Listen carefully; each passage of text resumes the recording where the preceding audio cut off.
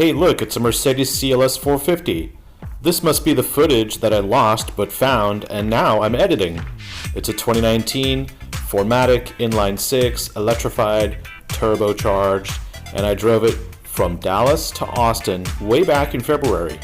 It has a great matte finish paint job that looks like it costs 15 grand, and it has the cokehead taillights that include Stardust.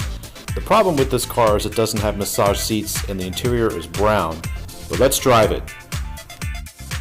So here we have a touchpad and here we have a touchpad. This touchpad controls this screen. So I can change what displays in the center, and I can also move it to the right, and I can change that tack to, let's just say, navigation. Now I can also hit this home screen and then change the center menu. So if I wanted to see the navigation a second time, I can have full-on navigation. Now I can also have navigation over here. I can have it display while a little map here while the audio is on, or I can just hit home. And then on this side, I can go over to navigation using this touchpad, and I can hit navigation, and now I have the screen. And then if I go to the right, I can enter address information or whatever, and I can hit back to get rid of that menu. I can zoom down, I can zoom in just by moving on this touchpad. So now I have 1, 2, 3 navigation items, and then I still have my speed. However, it doesn't end there. This is one profile setup. There are 3 that you can use on this car. So if you're an A7 decision buyer, and you like the tech on that, this tech is a whole new level, and I haven't even driven the thing yet. Let me continue on with the tech. So we have in our menu again, media, blah, blah, blah, blah, blah, blah, heads up display. I'll show you that real quick. I just turn it on. Ooh, and there it is. And now you can configure what's in heads up from here. Position, brightness, display content. We can go on and on and on. You could save that for another tutorial, but there it is. And now it's gone. I don't like it. In the Audi, honestly, it's a little further out over the hood, so you can see it better. Here it's like further or closer, and it's just not my thing. Anyway, let me go to designs. Designs, this is where we can change our instrument cluster look. If I go to classic, we get our newer Mercedes-Benz look, same kind of gauge cluster setup. Pardon me, talking too much. Anyway, progressive, boom. Progressive is interesting because it's a whole new look. And let me just kind of explain this. I'll put drive assist on. Boom, we have drive assist. It's really cool here because I can also change it to show, if I go to the menu, trip computer. Now trip computer is awesome because I can have eco display nonsense, right? We can see that, but we can also go to, I believe it was service. Yes, tires. Look at that. Tire pressure and temperature. I like that. And then we can go over to this side and we can change it to, oh, I don't know, G-force. Now that's awesome. So you'll notice here though, we don't have a fuel gauge per se. We just have a fuel percentage. So 95% fuel in the tank. And then we have our EQ, and then we have the standard stuff. Now you're wondering, what's C? Well, C is comfort. So when you start the vehicle, every time it defaults to comfort mode. That's with this button here. And you'll notice it says D2 because typical Mercedes fashion, comfort mode is standard mode, and it starts off in second gear to give you kind of just more of a gentle city cruising kind of thing. Now you can put it in sport mode. Let's do that. All we do is use this toggle switch, move it up, boom. Now we're in sport. Now it's D1. And now the vehicle is actually lowering because we have the air suspension. So that's rad and nifty and cool. Right, Brad? So we're almost there to driving. Now, if we put it into Sport Plus, the engine starts, the car lowers even more. And you'll notice we do have stop start, but it has, even though it's not disabled here, it has been disabled. And so when we go between Sport and Sport Plus, you'll see the tack drop. We're still on, we're still in first gear, but the tack drops in Sport versus Sport Plus. Sport Plus, it rises, and then we get a better launch. So what I'll do is I'll drive around in Comfort, then I'll drive around in Sport Plus. We're going to skip right past Sport. Sport's fun, but Sport Plus is hardcore. And this isn't even the AMG one. So we have cup holders, we have near field communication, we have wireless charging, yada yada. We're done with that. This is the menu system. I'm not a fan of the clock. I don't like clocks in cars anymore, but that's what they do. It's a Mercedes tradition. Every Mercedes has an analog clock. Prove me wrong. Navi pulls up nav. Radio pulls up radio, media, blah, blah, blah. Menu, this is for the air conditioning, which also has the fragrance thing, which is okay, but you know what? I'm just gonna leave it the way it is. No comment. How about that? No comment. Energizing comfort. This is the gimmick. It like adds heated seats, and then it does stuff like ventilation. Okay, but if you have the massage, it gives you a massage. Without the massage, that's all you get. Air freshener and seat vents. Oh boy, whoopee-doo. That's $1,000, by the way. I don't recommend it unless you get the massage seats. So if you get a CLS, you must get massage seats. Screw the soft closed doors. Get massage. If you're on a budget and you don't want to push past 83, if this is like 90 something, and I still don't have massage seats. So be very wise about your options. Okay. I got to hit the road by 4. Oh, shit, it's 4 o'clock. Look at that. Anyway, let's put the nav back on. The reason why I pointed this out was because the use of this little touchpad eliminates and negates the need for this stupid touchpad and this stupid knob. This is like redundancy out the yin yang, and then this is the future right here. Now, I do have a heated steering wheel. However, this part gets really cold, and I'm sure it's going to get really hot in Texas. This is our radar cruise stuff. I'll show you that later in the video when I hit the freeway. It's awesome. Okay, we have lane keeping assist, and then we have that one there, which is the steering. It steers on its own. That's the best part of this car on the tech side that Audi can't touch. Stereo, traffic, we're all good. Let's zoom in a little bit. All right, let's go down into comfort mode. Oh my God, there's another mode, individual and eco. Eco, this is what we're gonna do in the road trip. I'm gonna put it in eco mode because in eco mode, the engine turns off and the transmission basically goes into neutral. The car goes into sail mode. And in sail mode, there's no consumption of fuel. So this is why I'm going to do a road trip today. I'm going to drive from Dallas to Austin, and I'm going to reset my fuel trip odometer thing when I hit the freeway. And we're going to see what kind of fuel economy I get in the 3-hour drive it takes to get to Austin today. That's a lot of editing, by the way. Comfort, C2. It's 34 degrees out. Tire temperatures look good. Nav. All right, where do I put it in drive? Right here, silly. Ha! All right. So what I want you to know is it's very comfortable. It kind of wafts along like an S-Class. It feels like an S-Class in most respects. It's very quiet in here. And these are terrible concrete roads. They're not crappy, but they are definitely brutal on a car with a sports suspension. But let's go ahead and go. Comfort mode, of course. Now, Brad, I'm not going to talk too much, but I will tell you, I didn't say what the 4Matic torque split was. It's 31% front, 69% rear, giggity, and that's fixed, permanent. So all-wheel drive, 31 front, 69 rear, permanent. Thank you. Passing power. Turbo spools nicely, and we have this electric motor. So what it feels like is typically you'd get like a cam change and then you'd feel like a boost of power around 3,000 RPM. You don't get that here. You just get a wave, just a surge, and it just goes. And the Audis do that now because they're also 48-volt mild hybrid, just like this. So really, what is the difference? Well, the Mercedes puts out more power. And the Mercedes comes with air suspension as an option. Something you can't get on the Audi A7.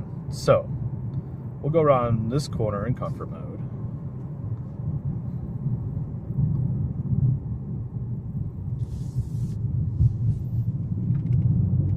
Holds the road nicely, very planted, very level because of the air suspension.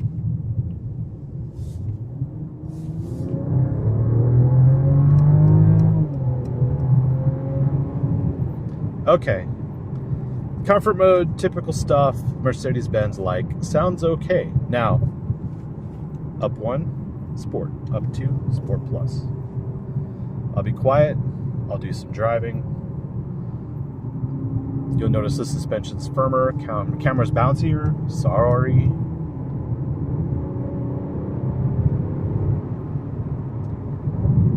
Now, the gauges don't change or anything when you put it in Sport Plus. That would be really cool, Mercedes-Benz, if the display would change into like this mode. But I'm sure you're smart enough to figure out why you didn't do that.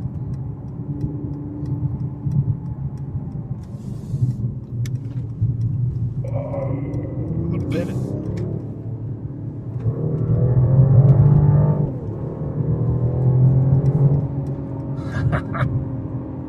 Planted, baby, planted. And this begs the question, do you need 4Matic?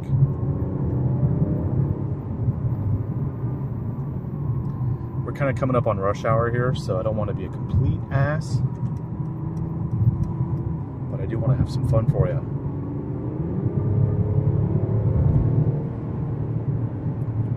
Kind of fast. Let's bring that down. All right. We'll take this next U-turn thing, and then I'll get on the freeway, and we'll start the road trip, baby. Road trip. Coming in hot.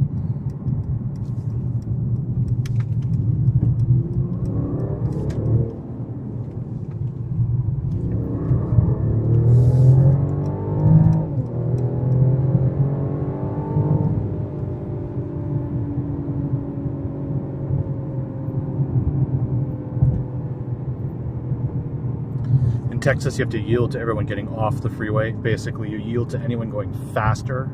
That's the rule here. One more U-turn. We gotta head the right direction before we get on the freeway. Don't want to go the wrong way. Paddles, all that. Not using them.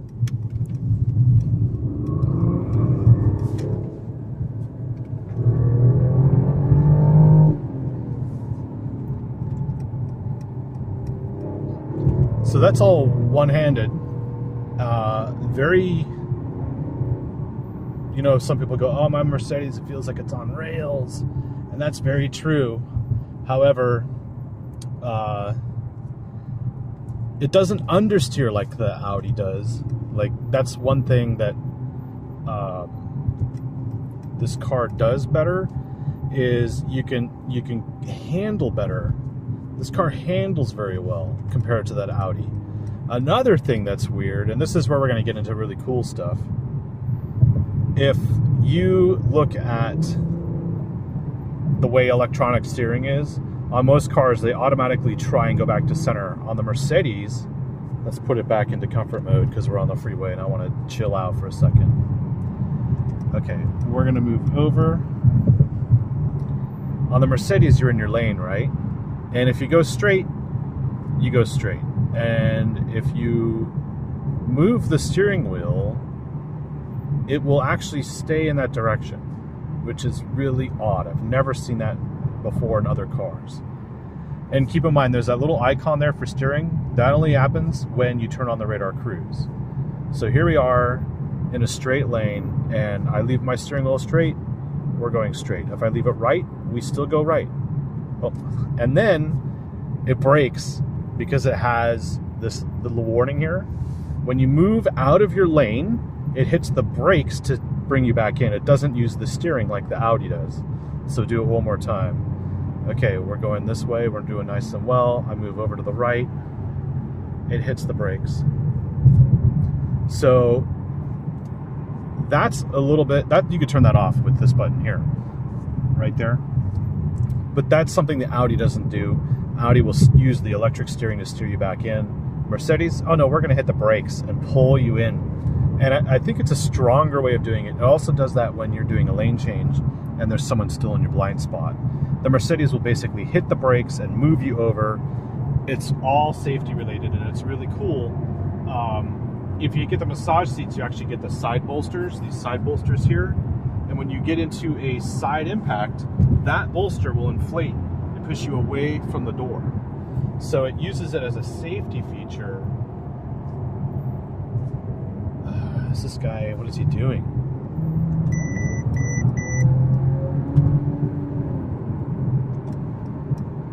Okay. So you have like all these warnings and things that go on when you approach a car too quickly, or you hit the signal and someone's in your blind spot. There's a lot of stuff going on. But when you get to safety aspect, Mercedes does another thing too, which is if you are going to get in an accident, the stereo emanates a pink noise, as they call it, and it's a sound that happens just before the airbags deploy, and it's to eliminate the ringing in the ears and that loud noise that comes from the airbags. I've never been in that kind of situation, so I don't plan to. It's not going to happen this weekend because it's my birthday weekend. But Mercedes brings everything up a notch. Oh yeah, here we go. This is leaving Dallas on a Friday at 4 o'clock, 4:11. Look at that. We just hit it. This is the best part. This is what I want to show you. This is why I really waited all day into the last minute to show you what's going on. So we have all of our aids enabled here, and then we have this button right here, on off. Now, what that does is it engages the driving system, and then what we do is we hit set.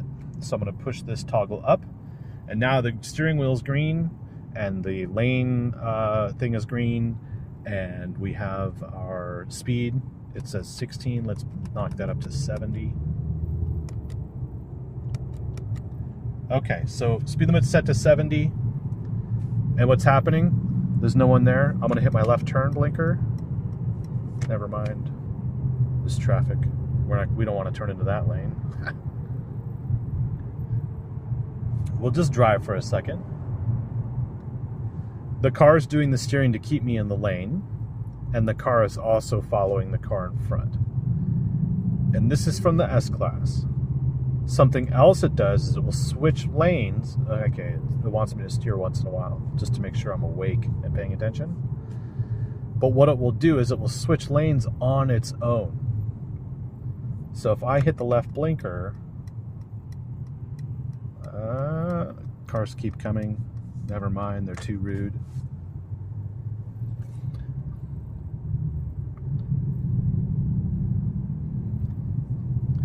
When the lane is clear, which it isn't because someone's in my spot. Let's see if the radar lets this person in. Yep, and then it brakes hard. If the lane is clear, it'll actually switch lanes on its own. And I'm going to try and demonstrate that, but it's really tricky at this very moment. It's better on the open road, obviously, because there's space and time, but this is difficult, especially when I'm holding a camera. I'll demonstrate that in a minute. What I'll do, though, is I'll go to the... Where is it? Sorry, we want that on. Menu. And then we go to Drive Assist Trip. We're going to reset the trip. We're going to reset value as yes. I'm going to increase my speed here.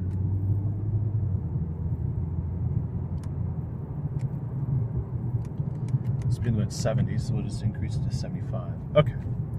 So the car is doing the steering again, and it's doing the following again.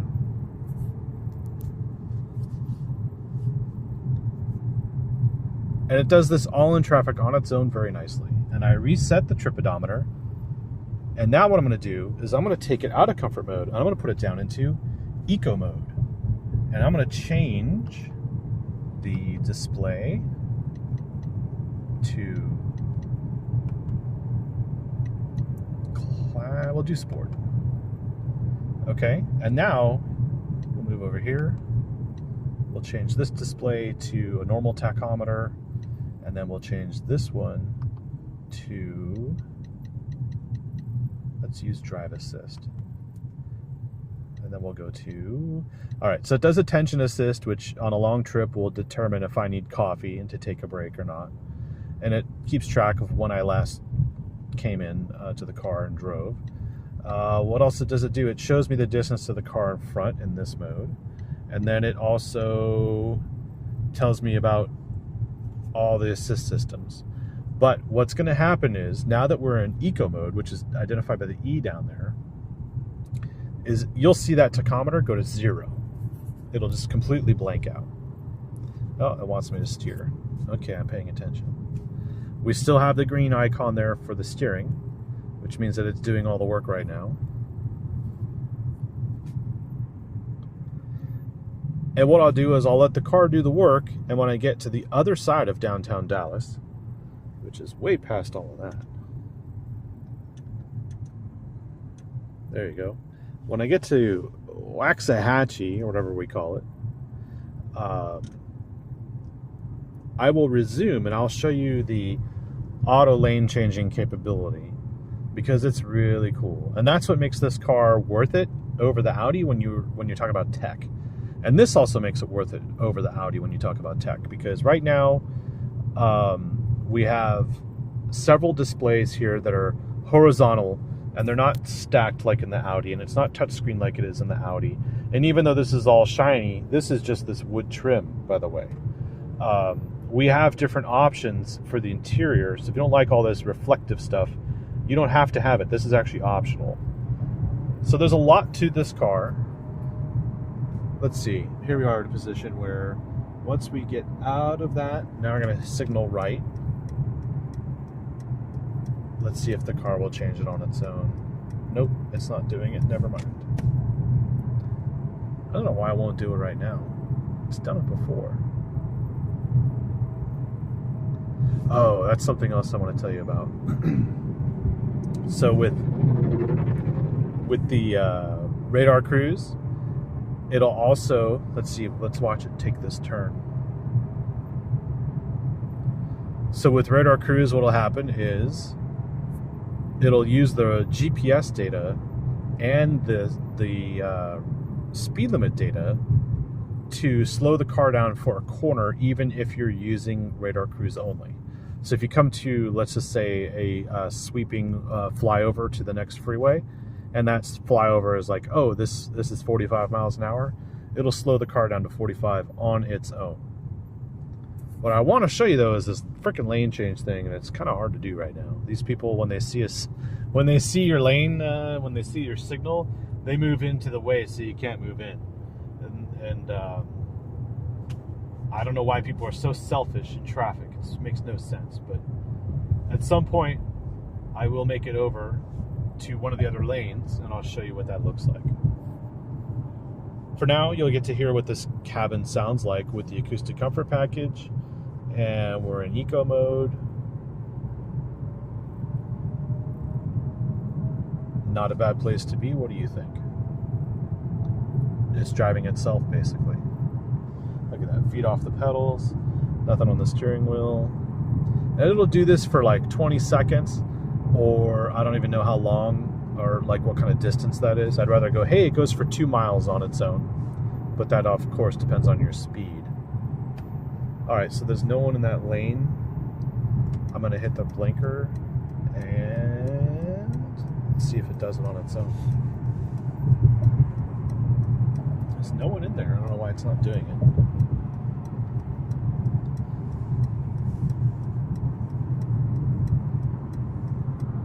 I guess we're not going fast enough. Anyway, I'll get to the other side of downtown and we will resume. Finally out of the traffic, And we still have radar cruise on. It's full distance. We're in eco mode. We're actually 9th gear. There's a 9-speed automatic on this thing. And we're just going to cruise now. Hopefully that'll end up in sail mode at some point. You guys can see what that looks like. And we can configure individual mode too. So we can have like sport steering, comfort suspension, and then eco mode. And to do that, you would just put it into that mode. We're going back into some more traffic, of course. Let's see, if we go to, actually we'll do it here, menu. And then we go to the right. I don't think it's system. Nope. It's vehicle. Let's see. Vehicle settings. Yeah, I thought I saw it somewhere. Oh, dynamic select. Individual configuration. So the drive is eco, suspension's comfort, steering is sport, and ESP is sport. So I just figured I would change it up a little bit, right? So in eco, if we go up to individual, we're in eco mode for the engine, and then comfort for the suspension. So we can tailor it to what we want, and we're running with that now. And we'll see what happens. When I get into sailing mode, I'll turn it back on, and maybe we'll see what like the fuel economy does at that point. Let me go to the menu, trip, from reset. So we've gone 17 miles, average 26.1. So that's about on average with like what the E350 or the E350 from 10 years ago can do on the highway. So we're doing this now in the city, in the CLS450 with the hybrid motor. So kind of cool. Well, I want to know what that's going to get up to. 25.8. Great. Well, I want to see what that gets up to on the freeway when we hit 70, 80 miles an hour all the way to Austin. We'll catch up with you. I have the distance set to 2 vehicles. I'm going to hit the blinker. And is it going to do it? Nope, it won't do it even if I try and do it. I don't know what the hell's going on right now.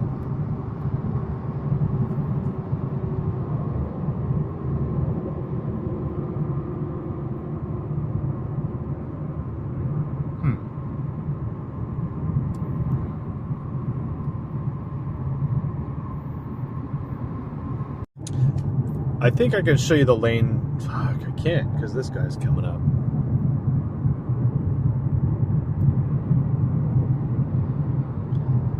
Anyway, I want to try and show you the automatic lane change thing, but as you can tell, there are certain areas and times where you can't do it. And at this point today, it seems like there's just no way we can do it. More cars just keep coming.